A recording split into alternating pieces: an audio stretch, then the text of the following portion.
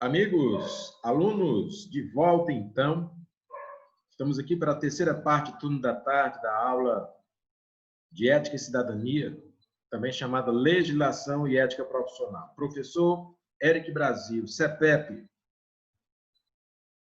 turma Eletrotécnica 19 de Itapipoca, os melhores.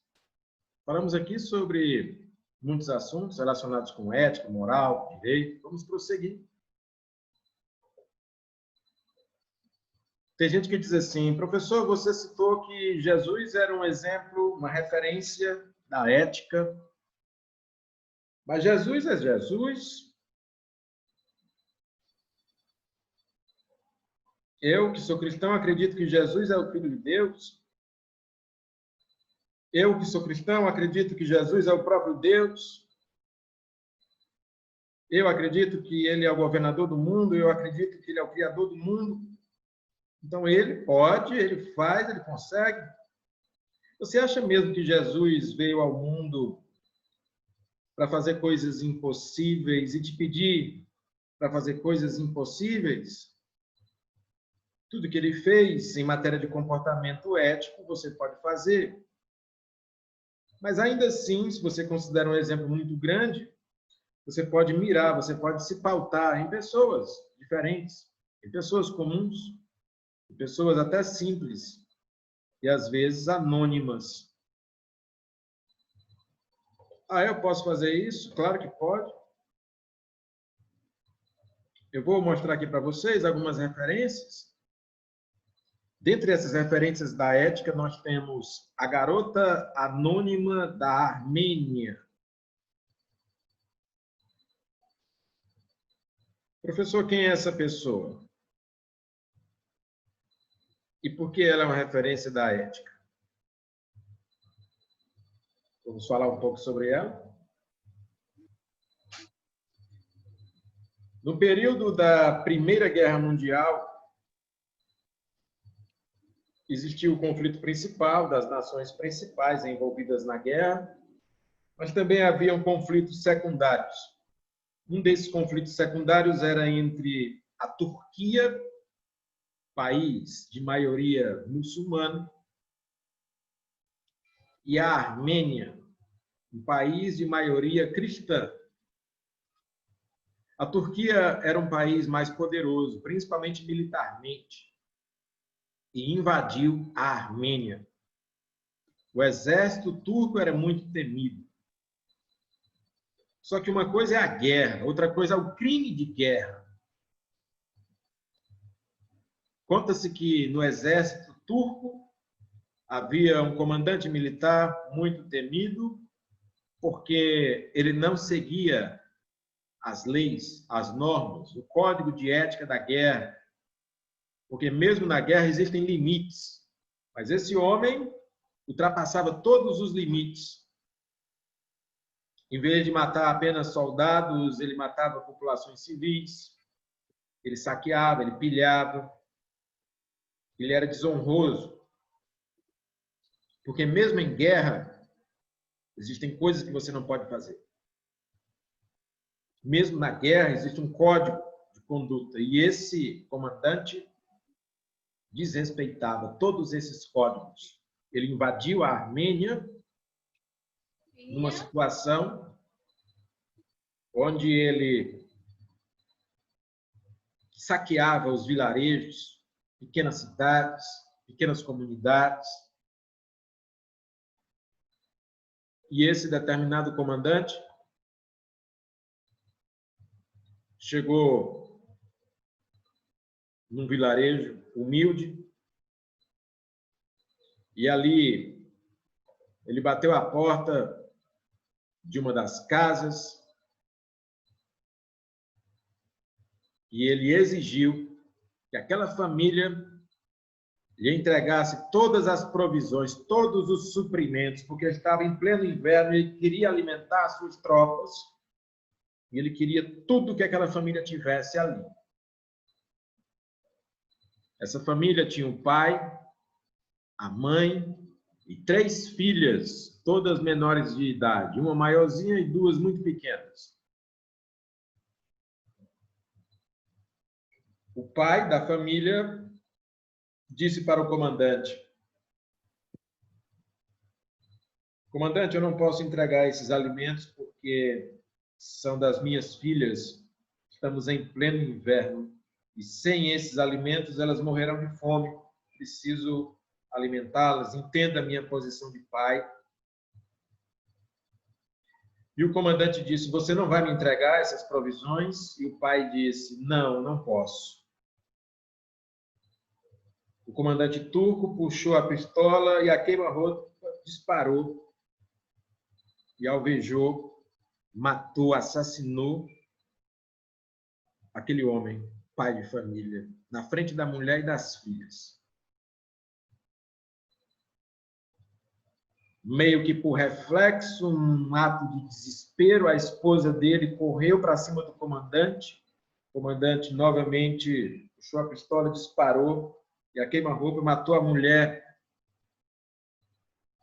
na frente das filhas. Esse comandante disse aos seus soldados para pegar as duas filhas menores, crianças bem pequenas. E os soldados, em praça pública, violentaram e mataram as duas meninas. Tudo isso na frente da filha mais velha. Maiorzinha devia ter uns 7 anos de idade. Imagine o trauma dessa menina, que viu o pai ser morto, a mãe ser morta e as irmãs serem violentadas e mortas na sua frente. E o comandante diz: essa menina maior aqui eu não vou matar, não. Essa aqui eu vou levar comigo. Ela será minha escrava. Eu vou levar ela lá para a Turquia, onde eu moro. E a menina foi colocada na condição de escrava pessoal dele. Tratada como empregada e sofrendo todos os tipos de abusos que você puder imaginar. O comandante sai da Armênia, volta para a Turquia e leva a menina com ele, como se fosse propriedade dele, para a casa dele. E lá ela é colocada para trabalhar, como se fosse uma escrava doméstica. Esse comandante tinha família, tinha mulher, tinha filhos, e eles aceitavam isso. Com o passar do tempo, alguns anos se passaram, e meio que por um golpe de sorte ou de oportunidade, aquela família foi para um festival, todo mundo saiu de casa, eles vacilaram um pouquinho e a menina conseguiu fugir. A menina da Armênia fugiu para as ruas da Turquia, ela não falava o idioma, era uma terra desconhecida. Mas, por um golpe do destino, na rua ela foi encontrada, identificada por um grupo de pessoas que faziam filantropia e tinham um orfanato. Ela foi conduzida para viver num orfanato, como se fosse uma criança de rua, sem família. E ali no orfanato ela aprendeu a ler, a escrever no idioma, muita dificuldade, passando muitas privações, com grandes traumas.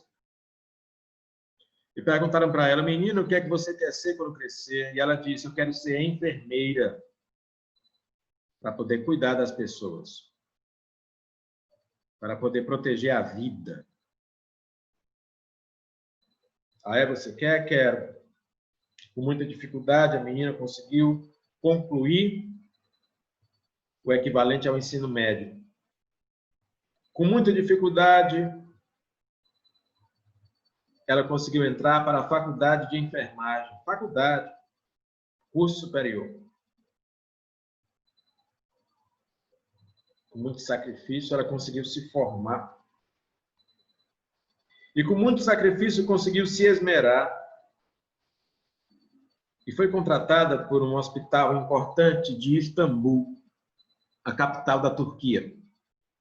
E lá ela trabalhou e se dedicou. E fez o seu trabalho tão bem feito,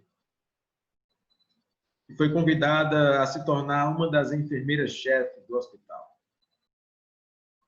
Salvou muitas vidas, curou muitas pessoas, até que chega um dia de um grande desafio. Naquele hospital havia um paciente cujos médicos não conseguiam identificar que doença ele tinha. Não havia um diagnóstico preciso, mas havia um sintoma. O homem estava apodrecendo de dentro para fora.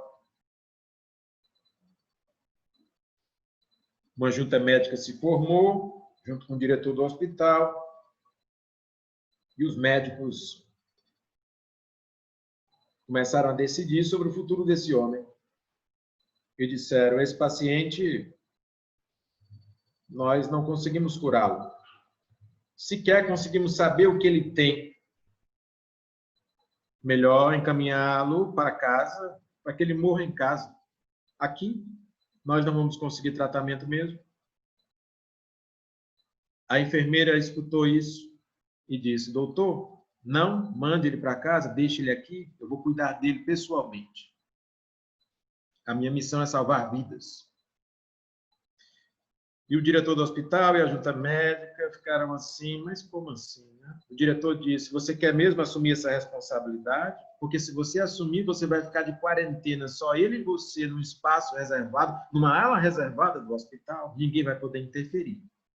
Você não sabe se ele tem uma doença contagiosa, você não sabe. Você assume a responsabilidade? E ela disse: assumo, doutor, a minha missão é salvar vidas. Então, a enfermeira passou a cuidar daquele paciente, mesmo sem saber exatamente o que ele tinha, mas pela sua experiência e a sua dedicação, deu uma atenção exclusiva.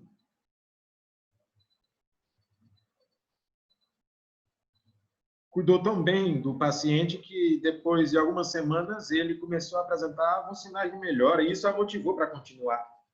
E depois de meses, o tratamento evoluiu. Mas ela mesma já teve a sua saúde afetada, emagreceu muito, era exaustivo cuidar daquele paciente. Ainda assim, ela continuou. E com muitos meses de tratamento, os sintomas do homem melhoraram e ele já estava encaminhado para ser recuperado. Ela tratou tão bem dele que finalmente ele recebeu alta para ir para casa e concluiu o tratamento em casa. 6 meses depois, ela continuou o seu trabalho e aquele homem, já completamente curado, volta andando com as próprias pernas para o hospital e diz: que hospital bom, que equipe qualificada. Vim aqui agradecer, quero falar com o diretor do hospital, porque fui muito bem tratado. Eu ia morrer, mas agora estou aqui são, estou vivo. E o homem foi falar com o diretor do hospital. Doutor, muito obrigado. O senhor salvou minha vida. Esse hospital, de fato, tem muita qualidade. Esse atendimento aqui é primoroso. Eu estava por morrer e agora estou aqui curado. E o médico, o diretor do hospital, disse: o senhor não me agradeça, porque por mim o senhor estaria morto agora. Eu mesmo, juntamente com alguns colegas, numa junta médica, não encontramos solução para o seu problema. Não conseguimos nem sequer identificar a sua doença, ter um diagnóstico decente. E decidimos que o senhor seria encaminhado para a sua residência para passar seus últimos dias em casa e morrer. Só que uma de nossas enfermeiras-chefe acreditou que o senhor ainda tinha cura. Pessoalmente, ela cuidou da sua saúde, numa ala isolada do hospital, onde ela mesma teve a saúde dela prejudicada por meses. E o Senhor está aqui vivo contando a história. Não agradeça a mim, agradeça a ela. E o homem disse, então, mande chamar essa mulher, essa enfermeira, porque eu devo a minha vida a ela, então, quero agradecê-la. Tudo bem. O diretor mandou chamar, e lá vem a enfermeira, e o homem diz a ela, muito obrigado, você salvou a minha vida. Eu te devo a minha vida. E ela disse, por nada, minha missão é salvar vidas, fiz o meu trabalho, cumpri o meu dever, a minha obrigação. E o homem disse, mas espera aí, eu estou percebendo que você tem um sotaque um pouco diferente. Você é estrangeira? Você não é daqui da Turquia, não é? E ela disse, não, senhor, meu país é a Armênia. Eu vim de lá, ainda menina. E o homem disse, Armênia? Eu sou aqui mesmo da Turquia, mas eu conheço a Armênia, eu conheço aquele país, eu já estive lá. Eu sou militar e na época da guerra eu fiz algumas incursões naquele país, no seu país. E para a surpresa do homem, a enfermeira diz, eu sei, eu conheço o Senhor. E o homem disse, você me conhece? Como assim me conhece? De onde? O Senhor é o homem que matou meu pai. É o homem que matou minha mãe. Queima-roupa. O Senhor é o homem que mandou violentar minhas duas irmãs menores e depois mandou matá-las. E o Senhor é o homem que me pegou para ser sua escrava, como se eu fosse a sua propriedade, na sua própria residência. E eu fugi de lá. Fui para as ruas e tive a sorte de ser encontrado por pessoas boas que me conduziram ao orfanato. E no orfanato eu aprendi a ler, a escrever, estudei, concluí o ensino médio, entrei na universidade, fiz o curso superior de enfermagem e hoje sou enfermeiro. E o homem ficou petrificado, sem reação. Mal conseguia falar, só gaguejava, tremia e disse, mas então, por que que você me salvou? Por que você cuidou de mim? Por que você não me matou? Aliás, você não precisava ter me matado, bastava você não ter feito nada. Se você não tivesse feito nada, eu teria morrido. E a enfermeira responde para ele, lá na Armênia, meus pais eram cristãos e seguiam Jesus e diziam que a vida era um valor supremo. E eu acredito nisso. A minha missão não é guardar mágoas, rancores. A minha missão é salvar vidas. Salvei a sua vida como salvaria de qualquer pessoa. E o homem começou aos prantos a chorar.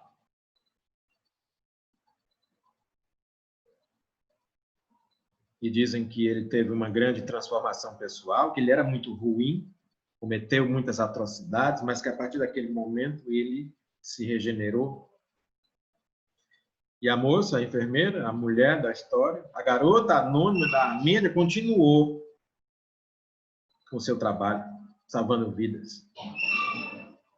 Essa história, senhores, não é só uma história. É autêntica, é verdadeira. Aconteceu de verdade. E o nome da mulher se mantém anônimo para poder proteger a família dela. Ela já não é mais viva hoje, mas tem filhos, né, e netos. E algumas pessoas passaram a perseguir por conta dessa história, desses acontecimentos. Essa é uma história sobre uma pessoa comum que sofreu as maiores atrocidades e ainda assim foi capaz de ter um comportamento ético, de perdão, mais do que isso, de valorização da vida. Não estou dizendo que é fácil, mas o que eu quero dizer é, não precisa necessariamente ser Jesus, ou Moisés, ou Sócrates, ou Platão, ou Buda, ou Maomé, ou Gandhi, ou Nelson Mandela. Uma pessoa comum pode fazer isso, pode ser ética. Não estou dizendo que é fácil, estou dizendo que é possível praticar o perdão, é possível superar os traumas, é possível continuar, é possível valorizar a vida até mesmo do seu algoz. Muito bem. Alguém gostaria de fazer algum comentário? Professor. Oi, diga, Daniel. Tá, não, eu queria só indicar um filme de ética, moral e direito, para quem quiser até o último homem, viu? Quem não tiver assistido ainda. Excelente indicação, Daniel. Muito bom. Alguém mais gostaria de falar alguma coisa, contribuir? Professor? Diga, Clóvis. Eu já estou quase tendo que dar a saidinha e realmente é uma história belíssima, né? Eu também deixei lá no nosso grupo de WhatsApp esse texto, né? Só de sacanagem, porque é um texto que eu já conheço há um bom tempo e é muito pertinente com a nossa aula e muito semelhante às suas colocações. Inclusive tem a palavra ética, né? No próprio texto.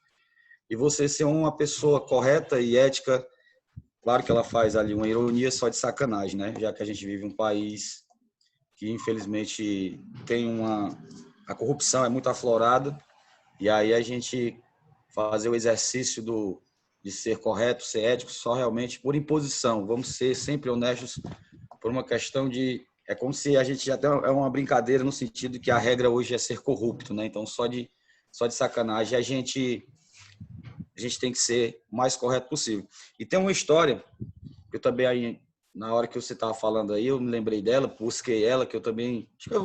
em grupo de WhatsApp, assim, eu achei fantástico também.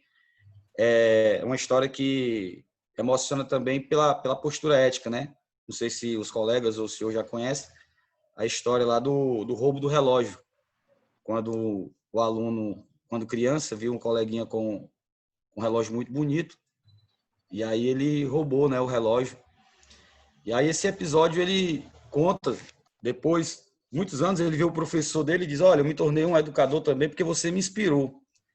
Aconteceu esse fato, né, do relógio, eu roubei o relógio e você fez um procedimento lá que foi muito interessante. Ele pediu para todos os coleguinhas fecharem os olhos e o professor ia passar de aluno por aluno, vasculhando, né, o bolso das crianças.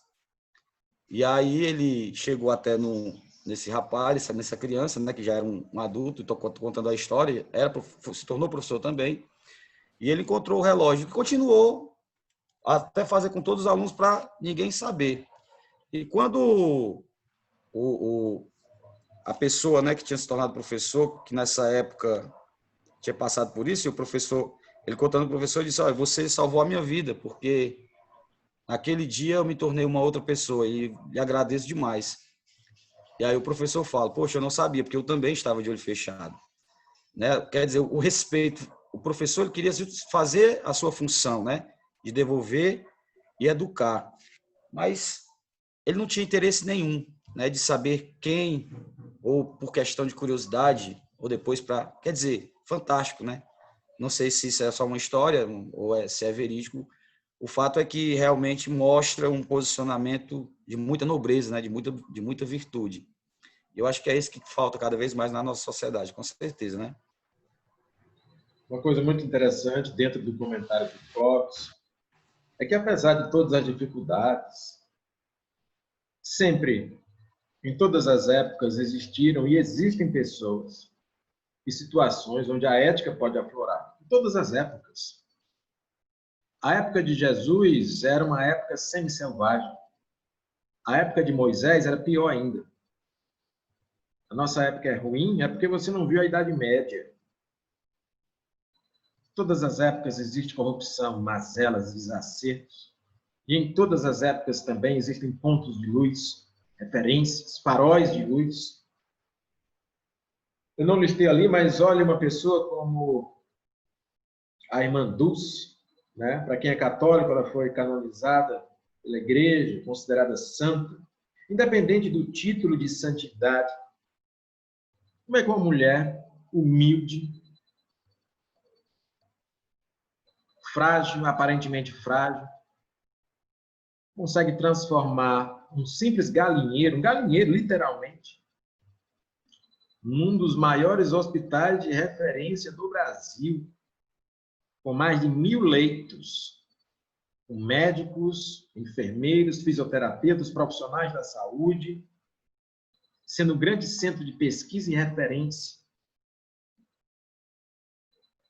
Com certeza é um ser humano extraordinário, dedicando a sua vida ao mais fraco, ao mais pobre, ao mais humilde, e erguendo, através do seu trabalho, captando doações, donativos e apoios,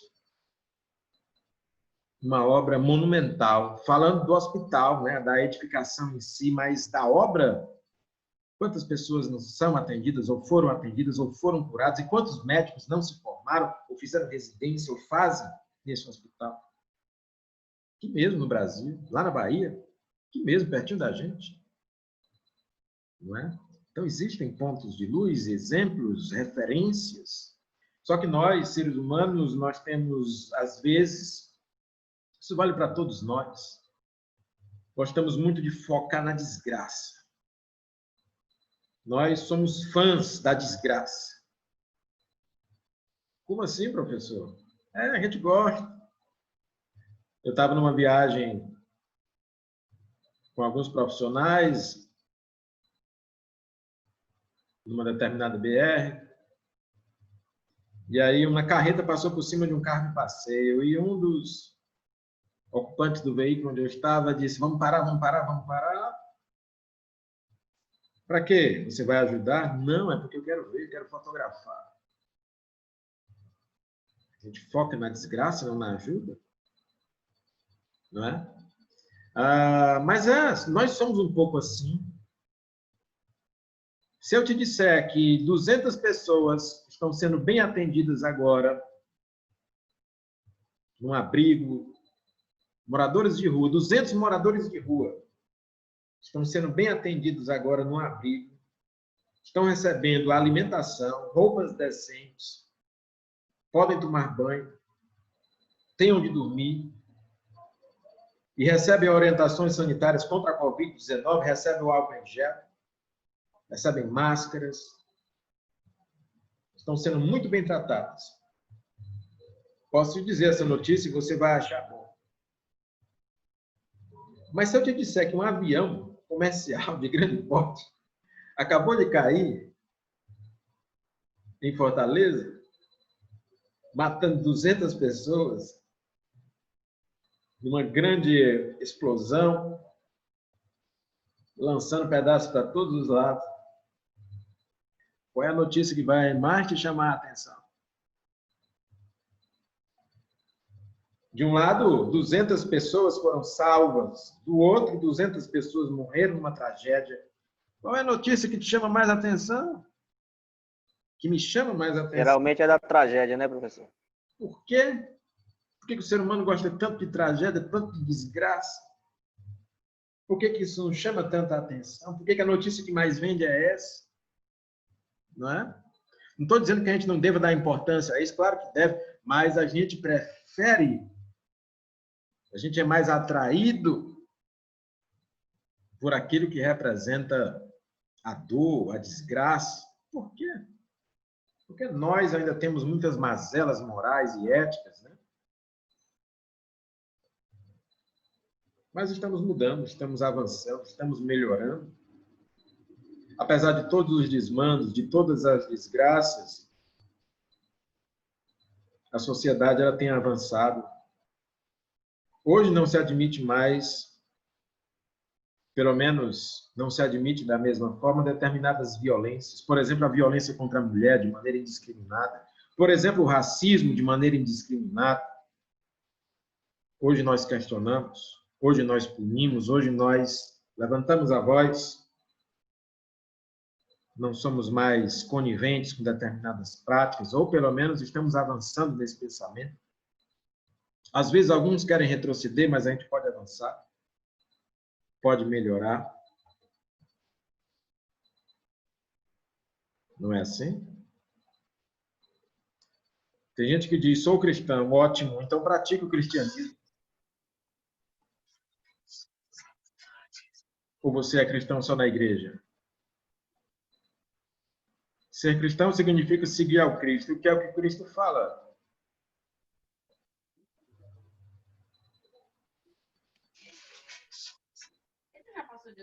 Professor, eu